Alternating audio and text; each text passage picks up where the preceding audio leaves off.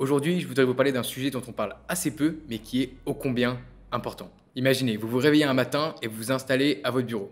Vous ouvrez Seller Central pour vérifier vos ventes et que tout tourne comme il faut. Sauf que, bizarrement, vous n'arrivez pas à vous connecter. Pas de panique, c'est sans doute Amazon qui fait une vérification supplémentaire comme ça arrive de temps en temps. Vous persistez, mais rien à faire. Ça ne fonctionne pas et vous n'arrivez pas à vous connecter. Après plusieurs heures à vous arracher les cheveux, après avoir essayé toutes les combinaisons d'adresses email et de mots de passe, après avoir passé plusieurs coups de fil au super vendeur, vous commencez à vous rendre à l'évidence. Votre compte seller a été hacké. Vous l'avez compris, dans cette vidéo, je vais vous parler de cybersécurité, comment protéger votre compte Amazon pour ne pas en perdre le contrôle. Et si je vous parle de ça, c'est parce que c'est arrivé l'année dernière à un de mes amis vendeurs assez peu prudent. Donc malheureusement, il s'est fait hacker son compte Amazon, ça arrive assez rarement, mais ça arrive, la preuve. Et donc après plusieurs semaines à vraiment faire des pieds et des mains tout ce qui était dans son pouvoir en fait, il a réussi à récupérer l'accès à son compte seller, mais le hack n'a pas été sans conséquence pour son business et pour sa santé. Et très honnêtement, rien que d'y penser, ça fait froid dans le dos. Et comme le dit le vieil adage, mieux vaut prévenir que guérir. Et donc, quitte à passer pour un parano de la sécurité informatique, je préfère faire ça.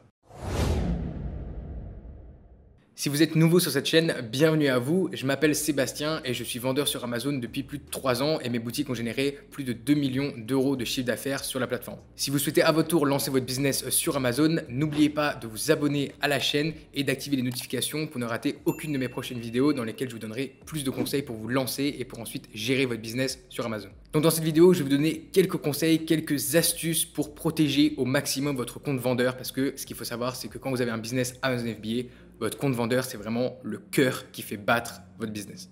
Donc la première chose, ça va être d'avoir un email unique. C'est vraiment primordial, c'est quelque chose de très facile à faire, mais je vous encourage vraiment à ne pas réutiliser un email que vous utilisez au quotidien ou que vous utilisez pour quelque chose d'autre dans votre business. Je vous conseille d'avoir un email dédié, on va dire, à votre compte seller. C'est ultra important parce qu'un email, c'est très facilement hackable, entre guillemets. Vous avez envie de prendre toutes les mesures de sécurité là-dessus. Donc, si on veut rentrer dans les détails, il est très probable que sur votre adresse email, sur votre boîte mail, vous ayez des informations sensibles, des pièces jointes, des documents avec votre nom, votre adresse, votre numéro de téléphone, parfois même des informations bancaires. Il y a énormément d'informations personnelles dans nos boîtes mail, on ne s'en rend pas forcément compte. Et donc, si un hacker arrive à rentrer dans votre boîte mail, et bien ensuite il pourra donner toutes les informations nécessaires à Amazon pour en prendre le contrôle. Donc vraiment, c'est le genre de choses que vous n'avez pas envie de faire. Ayez une adresse email vraiment dédiée. Et donc ce que je vous conseille, c'est d'avoir soit une adresse pro, donc @votremarque.com, et de faire ça avec un service vraiment bien, c'est-à-dire de ne pas faire ça gratuitement. Voilà, vous pouvez faire ça avec Google par exemple. Vous pouvez aussi faire ça avec votre hébergeur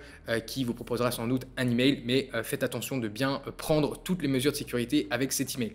Une autre solution, ça va être de passer par Proton, qui est une très bonne alternative pour avoir un email protégé. C'est pas dans l'environnement Google, c'est quelque chose qui est fait pour la vie privée, pour la sécurité. Donc, c'est quelque chose aussi que je vous conseille de regarder. Et bien sûr, sur votre email, ayez un mot de passe complexe, encore une fois, un mot de passe unique, vraiment pour éviter d'avoir des mots de passe qui sont les mêmes entre plusieurs comptes. Encore une fois, ça facilite énormément le travail des hackers. Je vous encourage aussi à utiliser un gestionnaire de mots de passe, un password manager en anglais, donc comme Dashlane, qui va vous permettre de centraliser et d'avoir tous vos mots de passe qui vont être répertoriés et encryptés directement dans cette application. Deuxième conseil, ça va être de protéger l'accès à votre Seller Central avec une validation en 2 étapes. Donc un système d'authentification. Donc ça, c'est extrêmement important. Ça va permettre que même si il y a un problème avec votre email, même si votre email est corrompu, a été hacké, eh bien, il y a quand même cette couverture en plus de sécurité. Et je vous conseille à ce niveau-là de privilégier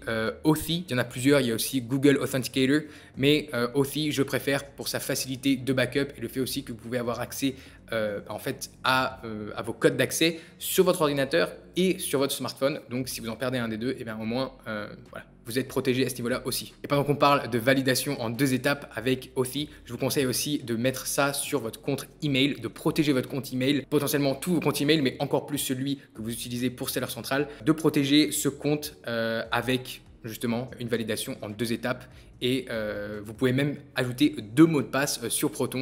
Donc voilà, c'est vraiment, vraiment blinder votre adresse email et l'accès à votre compte seller. Troisième chose, ça va être d'avoir un navigateur clean, si possible d'utiliser un navigateur dédié à votre activité sur Amazon ou même à votre accès sur Seller Central. Alors je sais, ça peut paraître un petit peu tiré par les cheveux, mais dans notre navigateur, il se passe plein de choses, surtout si vous avez beaucoup d'extensions, si vous visitez des sites de streaming, des sites un peu douteux. Il y a plein de choses qui peuvent rentrer via votre navigateur, s'installer sur votre navigateur. Donc ça peut être un gros problème. Et donc à ce niveau-là, je vous conseille d'utiliser un navigateur déjà qui est fait pour la sécurité. Donc je vous recommande Brave. Qui est vraiment excellent, et je vous recommande aussi de l'utiliser avec le moteur de recherche DuckDuckGo. Donc c'est pas Google, mais honnêtement l'expérience utilisateur est pareille, et pareil avec Brave d'ailleurs. L'expérience utilisateur c'est exactement la même que Chrome, c'est juste pas Google et c'est pas Chrome. Donc voilà, ça c'est vraiment des choses que je vous encourage à faire. J'utilise Brave justement pour gérer mon business Amazon, pour plus de sécurité, plus de vie privée aussi. Et d'ailleurs, vous inquiétez pas, tout ce que je vous montre, tous les outils que je vous donne, je vous mettrai tous les liens dans la description de cette vidéo. Il n'y a aucun lien affilié, c'est juste de l'information. Voilà, faites vos propres recherches si vous avez envie d'utiliser un autre navigateur, une autre boîte mail. Voilà, moi je vous donne ce que j'utilise, je vous donne ce que je recommande.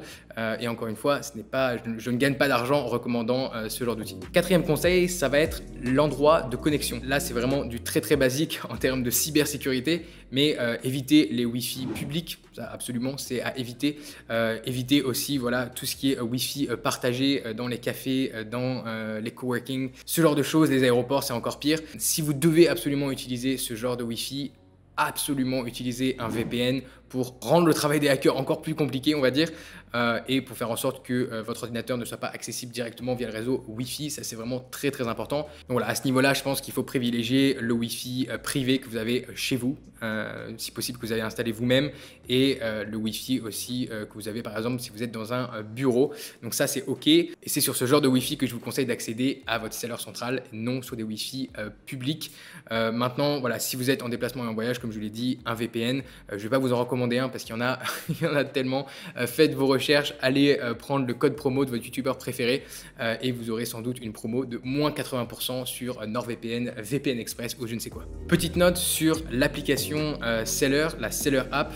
Donc là, en fait, les mêmes principes s'appliquent. Même encore plus, c'est-à-dire que on ne se rend pas compte, mais nos téléphones sont aussi extrêmement vulnérables à des attaques et à des hacks. Et donc c'est OK d'avoir l'application Seller, mais elle va être connectée à votre compte, donc il va forcément y avoir une interaction entre votre téléphone et votre compte Seller Amazon, donc faites extrêmement attention à ça. Et donc ici les mêmes règles s'appliquent, c'est-à-dire que je vous déconseille d'utiliser cette application quand vous êtes sur un Wi-Fi public, utilisez quand vous êtes chez vous, utilisez quand vous êtes en 4G privé avec votre connexion, et si possible, installez aussi un VPN sur votre téléphone pour que, encore une fois, pour rajouter cette couche de protection.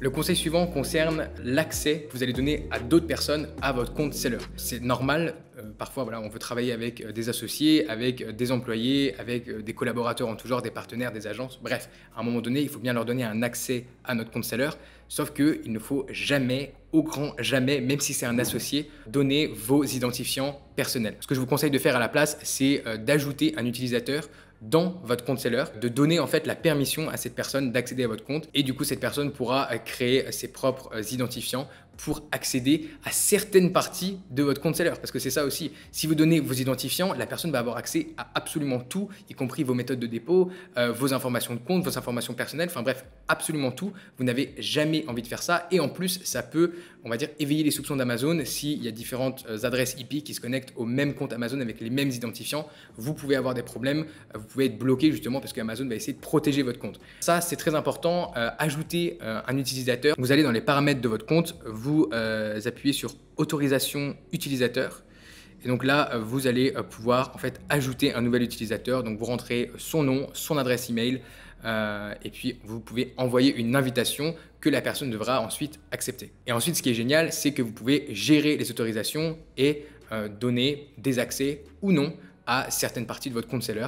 Donc voilà, c'est ce que je fais avec les membres de mon équipe, avec les gens qui travaillent pour moi. Je ne leur donne pas accès à tout, je leur donne accès à seulement ce dont ils ont besoin pour faire leur travail. Finalement, dernière recommandation, celle-là elle est un petit peu bateau, elle s'applique vraiment à tout le monde, mais c'est extrêmement courant en ce moment. Les mails de phishing, c'est-à-dire des mails qui se font passer pour en fait le service vendeur d'Amazon où il vous demande des identifiants, il vous demande de vous connecter à votre compte. Faites extrêmement attention à ce genre d'email. Regardez toujours en fait la provenance, l'adresse email de provenance. Et en fait, si vous ne voyez pas @amazon.fr ou @amazon.com, voilà, quelque chose de vraiment clair. Parfois, ça peut être performance-amazon.com, mais vous savez que s'il y a amazon.com, ça vient d'Amazon.